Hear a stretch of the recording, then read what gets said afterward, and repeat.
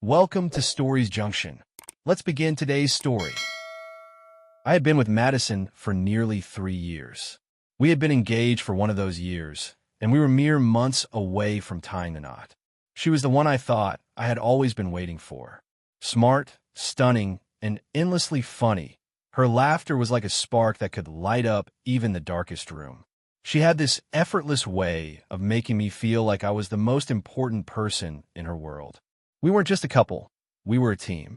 We had built a life together, purchased a house in a peaceful suburban area, and even started talking about children. To me, we were as solid as it could get, and I believe she loved me just as much as I loved her. Then came a trip to San Francisco. Madison had planned to get away with her two best friends, Katie and Erica. It was supposed to be a simple girls' trip, just before life became more complicated with responsibilities and maybe a family. I didn't think twice about it. I trusted her. The night before she left, as we lay in bed, she ran her fingers through my hair and kissed my cheek. "I'm going to miss you," she whispered. "You better," I teased, "but don't party too hard without me." She laughed softly. "It's just San Francisco, Ryan, not a wild bachelorette party." I smiled, believing every word she said. The next morning, I drove her to the airport, kissed her goodbye, and reminded her to call when she landed. She promised she would, and off she went. The first day of her trip seemed normal. She texted me a picture of their dinner, a fancy seafood feast with oysters, lobster, and champagne, everything she loved. Later, she sent me a video of the view from their hotel balcony, the city skyline stretching under the night sky. "Wish you were here," she wrote. We chatted for a bit, and she seemed happy, relaxed. Nothing felt off. She even sent me a good night text, something she always did when we were apart. I went to bed without any second thoughts, missing her already, but trusting everything would be fine. But Friday brought a shift. I woke up early the next morning and sent her a quick text. "Morning, babe. How's SF?" No response. At first, I figured maybe she was still asleep, but by noon, still nothing. That was unusual. Madison was always quick to reply. Even if it was just a short, "I'm busy, I'll talk later." The lack of any message nagged at me. By 1 p.m., I finally heard from her. "Sorry, babe. Just been really busy. Love you." The message felt off. It was rushed, almost curt. No emoji, no further details. Nothing like her usual messages. I frowned, my stomach twisting. Busy doing what? I tried to shake it off. Maybe they were sightseeing or out shopping, but there was something about the tone that felt distant. That night, I decided to call. No answer. I waited 15 minutes and tried again. Straight to voicemail. My chest tightened. Madison always answered her calls. Even if she couldn't talk, she'd send a quick text or something. This silence was strange. I checked her online status. She'd been active 10 minutes ago. So, she was on her phone, but wasn't answering me. I called again. Voicemail. I set the phone down, my heart pounding, feeling a strange knot in my stomach. I told myself I was overthinking it. She was out with her friends, having fun. Maybe I was just being paranoid. But deep down, something wasn't right. I couldn't shake the feeling that something had changed. The next morning, Madison finally called me. Her voice was unusually bright, almost too cheerful, like she was trying to cover up something. "Hey, babe," she said. "Sorry I didn't pick up last night. We went out, and it got super late." I rubbed my face, sitting up in bed. Something about her voice didn't sit right. Too light, too rehearsed. I tried to keep my tone neutral. "Oh yeah? Where'd you go?" "Just some bar Katie wanted to check out," she replied quickly. "Then we got tacos at this little place by the beach. It was so good." She spoke quickly, almost as if she were trying to fill the silence with unnecessary details. It was a little too much effort, but I wanted to believe her I really did. Still, something in my gut told me otherwise. "Sounds fun. Wish I was there," I said, testing her reaction. "I know. I miss you," she replied. There was a brief silence before I heard a man's voice in the background, deep and groggy. "What are you doing? Come back to bed, baby." The call cut off immediately. I sat frozen, my heart racing. What the hell was that? My mind tried to come up with any explanation. Maybe it was the TV or a drunk friend messing around. But deep down, I knew better. The voice wasn't just a random background noise. It was intimate, possessive. He wasn't just in a room. He was in bed with her. That was the moment it all clicked. The ignored calls, the delayed responses, the vague excuses, and now this voice calling her baby. I felt sick to my stomach. I didn't scream or throw my phone. I didn't know what to do. I just sat there, my hands clenched into fists, feeling the truth settle in. Madison wasn't just out with her friends. She was with someone else. She was cheating on me. But I needed proof. I needed something concrete before confronting her. I couldn't just sit on this feeling. My mind wouldn't stop racing. It was the voice that had haunted me all night. The words "come back to bed, baby" echoed in my ears, replaying over and over. I felt like I was losing control, caught between the desire to confront Madison and the reality that I didn't have the proof I needed to confront her in the first place. She would lie. She would spin some story about how it was nothing, how I was overreacting, and I would be left with doubt. I wasn't going to let that happen. I had to know for sure. I didn't even think twice. I called the private investigator. His name was Jason, older, grizzled, with a sharp mind and an even sharper instinct. I found him through a mutual acquaintance. He had worked as a cop for years before becoming a PI, and I knew he was the right person for the job. I quickly explained the situation, the unease, the suspicions, and the sudden gut feeling that something was terribly wrong. "I needed to find her," I said, gripping the phone tighter. "Take pictures. Give me proof. I'm not going to confront her without it." "Understood," Jason said without hesitation. "I'll be in San Francisco by tonight." I hung up, staring at the phone in my hand, wondering what I was even doing. Hiring someone to follow my fiancée. It felt insane. But I also knew, deep down, I needed this confirmation. I needed to see it with my own eyes. The hours that followed were a blur of restless anxiety. I couldn't focus, couldn't eat, couldn't even think straight. Every time my phone buzzed, my heart leapt in my chest, hoping it was news from Jason. Every time it wasn't, I felt the weight of the truth bearing down on me. Around noon the next day, my phone buzzed with a message from Jason. "I found her." I froze, my fingers trembling as I grabbed the phone and opened the message. "She's not just with her friends, Ryan. She's with a guy." My stomach lurched. The words hit me like a physical blow, but they weren't surprising. I had known. Deep down, I had known. But now it was real. Jason's next words confirmed what I already feared. They're holding hands, kissing, hugging. I got pictures. Sending them now. My breath caught in my throat. I sat there, staring at my phone, waiting for the images to arrive. I couldn't breathe. My fingers were numb as I opened the first picture. There she was, Madison, my fiancée, laughing at some cafe, leaning into a man whose arm was draped over her shoulders. The way she was touching him, it wasn't just casual. It wasn't just friendly. She was comfortable with him in a way she was never comfortable with me.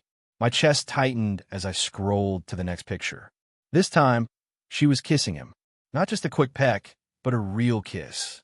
The kind that I had once imagined sharing with her at our wedding. The kind of kiss that was supposed to be for us, not someone else. I kept scrolling. The next photo showed them walking down the beach, hand in hand. Their bodies were close, their heads tilted toward each other. It wasn't a friendly stroll.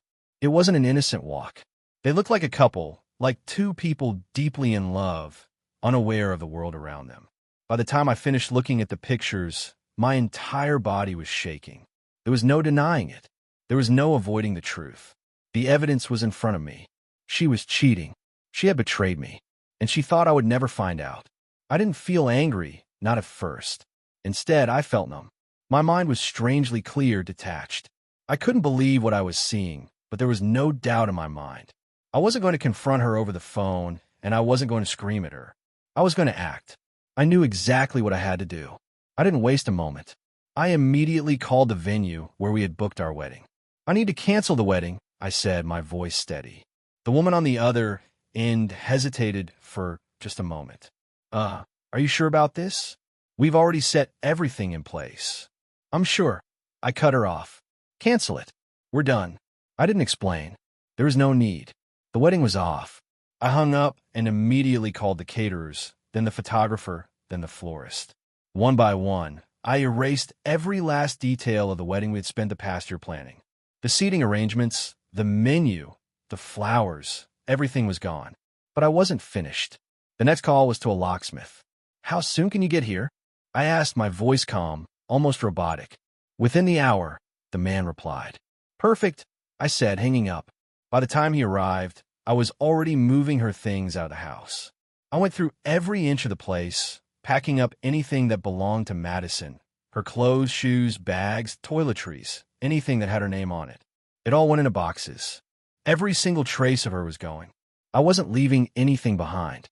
I took the pictures that Jason had sent me, printed them out, and slid them into a folder. Proof of her betrayal.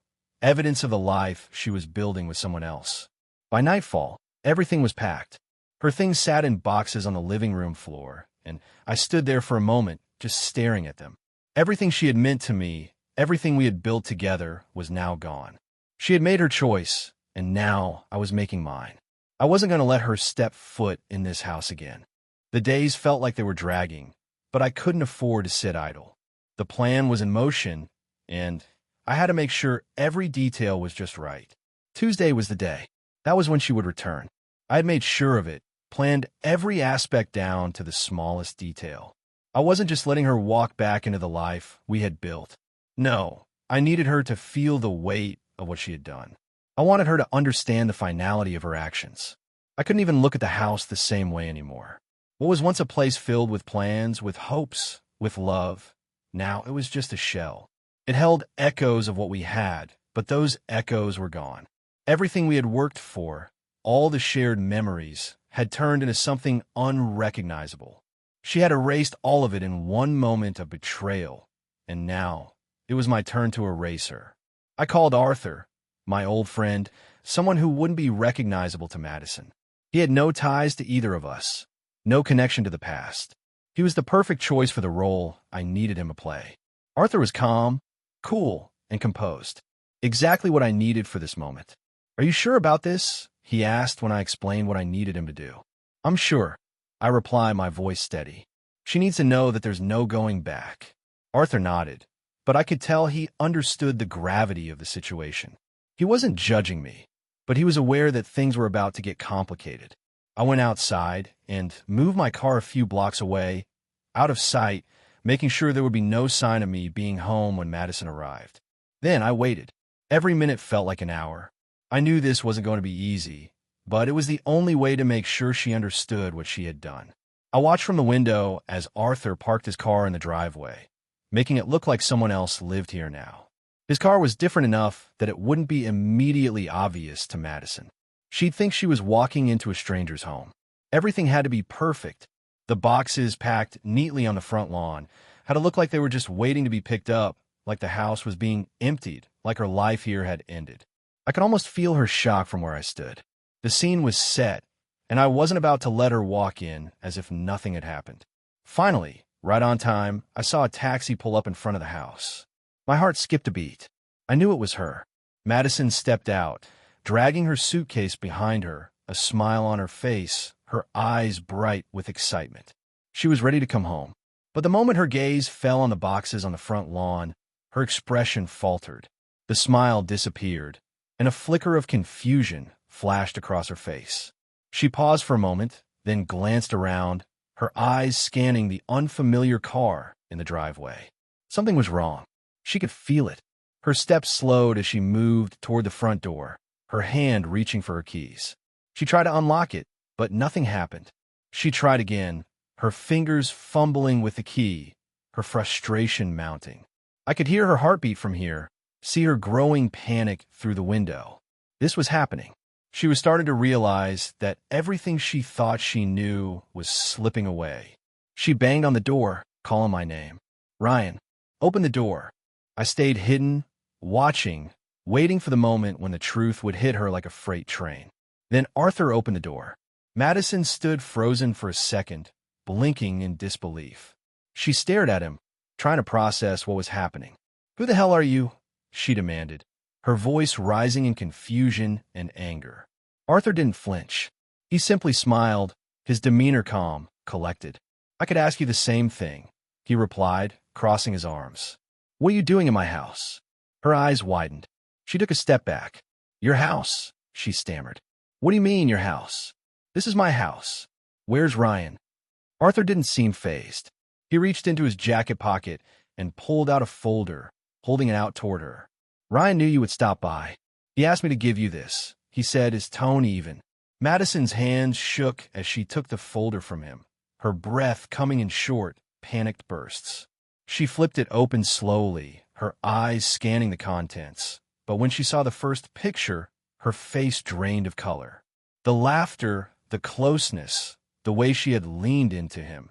It was like seeing her betrayal in full color, her shame laid bare for all to see.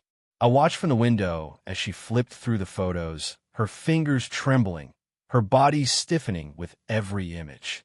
She stopped, her mouth opening, but no words came out. She staggered back, as if the photos were physical blows, hitting her like punches she couldn't dodge. I could see it in her eyes, the realization, the horror, the guilt. And then the most painful thing of all, she dropped the folder. The pictures scattered onto the pavement, but she didn't try to pick them up. She didn't argue. She didn't fight. She simply turned and ran. Her footsteps were hurried, desperate. She was gone. And the moment she left, I felt a weight lift off me. But it wasn't relief. It was finality. She had made her choice. And now, she was living with the consequences. My phone lit up with message after message from her, the notifications pinging every few seconds. "Please talk to me," one read. "I can explain," another one said. It wasn't what it looked like. "I love you, please just talk to me." I didn't respond. I didn't need to. I had already seen everything I needed to see. There was no explanation, no excuse that would undo what she had done. I knew what I had to do. I wasn't going to let her tear me apart. She had broken us, and now it was time to move on. The house felt empty now, not just in the physical sense, but in every way that mattered. Everything was gone. The furniture, the memories, the future we had planned. It was like a weight had been lifted, but it wasn't the freedom I had hoped for. The house was still and quiet, a painful reminder of everything I had lost. The walls that once held laughter, arguments, plans, and promises now seemed hollow. I had spent the last few days making sure everything was taken care of.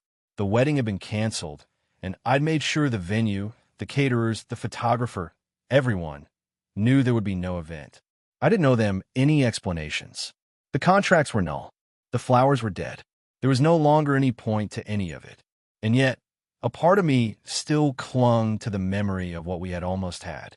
But that was before the betrayal, before she made her choice. The next morning, I packed my things. My old life had ended in a single moment, and I couldn't afford to linger in it any longer. I hadn't just lost my fiancée. I'd lost everything I thought I knew about her, about myself, about the future. As I carried box after box, loaded with my belongings, I couldn't help but feel like a stranger in my own life. This wasn't the way things were supposed to go. We were supposed to grow old together, to build a family, to experience the highs and lows of life as a team. But now, all that was left was the broken pieces of a shattered dream. Once everything was packed, I walked through the empty rooms for the last time, taking in the stillness, the silence. There was no more Madison here, no more shared plans, no more love. Just echoes. It was almost too much to bear, but I knew I had to move on. I had to keep going. There was nothing left for me here. I stood in the driveway for a moment, looking at the house one last time.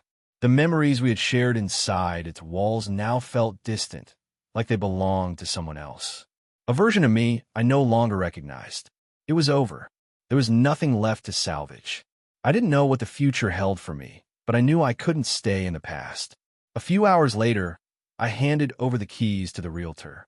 The house that had once been our dream, the place we had planned to start our life together, was no longer mine.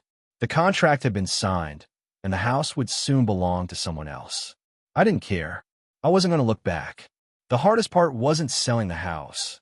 It was leaving behind the life we'd built. The thought of moving on was both terrifying and liberating. But I couldn't let her keep me anchored to a past that no longer existed. It wasn't just the house I had to walk away from. It was the person I thought I knew, the woman I had loved so completely, so unconditionally. I couldn't afford to waste any more time grieving over her. I couldn't afford to wallow in the hurt she had caused. It was time to take control, to rewrite my story. I moved into a small apartment, a temporary place until I figured out my next steps. It was a fresh start But even as I unpacked the last of my things, I couldn't shake the feeling that something was missing. The familiar comfort of a shared life wasn't there. The space felt colder, emptier. I missed having someone to talk to, someone to share my day with. But I also knew that I couldn't just replace what I had lost. What Madison had done couldn't be undone. The next few days were a blur. Work, friends, distractions. Anything to keep my mind occupied, to stop myself from thinking too much. But no matter how hard I tried, the images of her with him, her laughter, her touch, kept playing over and over in my mind. I tried to bury it, to ignore it, but it was impossible. I kept my phone turned off most of the time, the messages from Madison still coming through, but I couldn't bring myself to read them. She had made her choice, and no amount of begging, no amount of apologies could change that. She had shattered everything between us, and now I was the one left to pick up the pieces. But the pieces didn't fit anymore.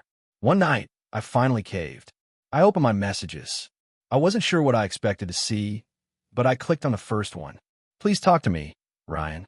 I can't live with this guilt." Another message followed. "I love you. I made a mistake. It wasn't what it seemed." I almost laughed. I wanted to. The audacity, the nerve. How could she say that? How could she possibly think that after everything, after the photos, the lies, the betrayal, I would believe her? I didn't respond. Instead, I deleted the messages. All of them.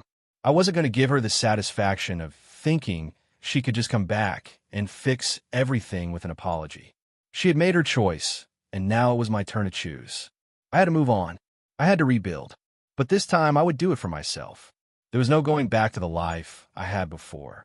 The man who had once trusted her, who had once believed in everything they had, was gone. I could feel the change in me, and as painful as it was, I knew it was for the best. I was learning to stand on my own. I wasn't going to let her break me any longer. I wasn't going to waste another moment on someone who had so clearly moved on from me. I had the rest of my life ahead of me, and for the first time in a long time, that thought didn't feel like a burden. It felt like freedom. It had been a few weeks since I moved into my new apartment, and while I still thought about her from time to time, I could feel the healing process beginning.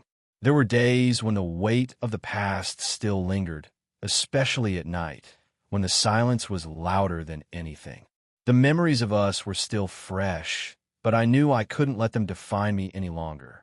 I had to find a way to live for myself again. I started throwing myself into work, focusing on the things I could control. I joined a gym, started running in the mornings, and did everything I could to get back into a rhythm. It wasn't easy, but slowly I began to feel a sense of purpose again. There was something liberating about the process, about taking control of my own life, my own happiness. It was like I was building myself from the ground up, piece by piece. But the hardest part wasn't the solitude, or even the constant reminders of the life I had lost. It was the anger, the burning rage that would rise up unexpectedly, especially when I would see someone out with their partner or hear a song that reminded me of her. It was like this low, simmering fire inside me that threatened to consume everything. But I knew I couldn't let it. One evening, as I was sitting in the coffee shop around the corner from my apartment, the door opened, and in walked a woman. She was tall, with dark hair and a smile that immediately caught my attention. There was something about the way she moved, confident, yet warm, that drew me in. I tried not to stare, but it was impossible. She looked familiar in a way I couldn't quite place. Then, she glanced up, and her eyes met mine. For a moment, I just froze. She looked at me with curiosity, and then a small smile tugged at her lips. I shifted uncomfortably, unsure whether I was imagining it or if she had actually recognized me. But then, she took a step toward my table. "Hi," she said softly, her voice gentle, but her expression full of sincerity. "I know this is random, but I feel like I know you. Do you mind if I sit down?" I stared at her for a moment, trying to place where I'd seen her before. And then it hit me. She was someone I had met a long time ago at a party. A friend of a friend. I had been so caught up in Madison back then that I barely remembered anything about the conversation we had that night. "Yeah, of course," I said, pushing my coffee cup aside. "I think we met at a friend's party a while ago, right?" She nodded, her eyes lighting up as she sat down. "That's it. Wow, I didn't even recognize you at first." I remember you were talking about your fiancée, Madison, right? I froze. The mention of her name hit me harder than I expected. My heart skipped a beat, but I forced myself to keep it together.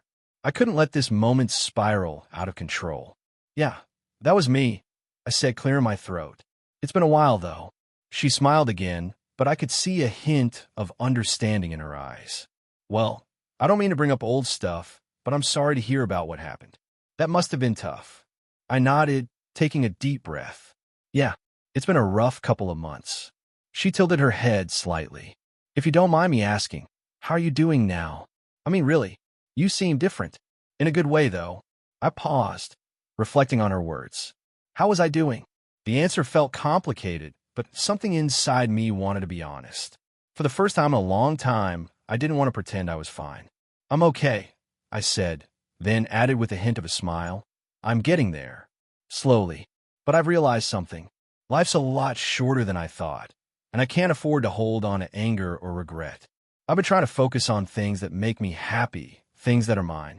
She nodded thoughtfully. That's really mature. Not many people get to that place so quickly. I shrugged. Well, sometimes you have no choice. You either move forward or you drown in it. We sat in comfortable silence for a moment, the noise of the coffee shop buzzing in the background. It was strange how quickly a conversation with a near stranger could feel so real. But maybe that was just it. Sometimes the most honest conversations happen when you least expect them. I wasn't looking for anything from her. I wasn't even thinking about anything beyond the moment. And yet, in that instant, I felt a sense of peace I hadn't felt in a long time. By the way, she said, breaking the silence with a grin. I'm Mia. I didn't even introduce myself. I'm sorry. I smiled back. No need to apologize. I'm Ryan. Mia, she repeated, as if testing the name out loud. I'm really glad I ran into you. You seem like a good guy. I felt a warmth spread through me at her words. I hadn't felt the kind of connection in so long, and it was both surprising and reassuring. Maybe, just maybe, there was life beyond the heartache. Maybe I wasn't broken after all. We talked for a little while longer, and as I listened to her stories about her life and her adventures, I realized that I was actually enjoying myself. For the first time in months, I felt a spark of something I hadn't thought I'd feel again. Interest, curiosity, maybe even hope. As she stood up to leave, she smiled again. You seem like a good person, Ryan. You deserve good things. I watched her walk out of the coffee shop, my thoughts swirling. For the first time in a long time, I believed her. I don't know what the future holds, but I do know one thing for sure. I'm not going to let my past define me. I'm not going to stay stuck in a life that was never meant for me. Madison's betrayal was just that, her betrayal. But it doesn't get to control my future. I'm writing my own story now, and whatever happens next, I'm ready for it.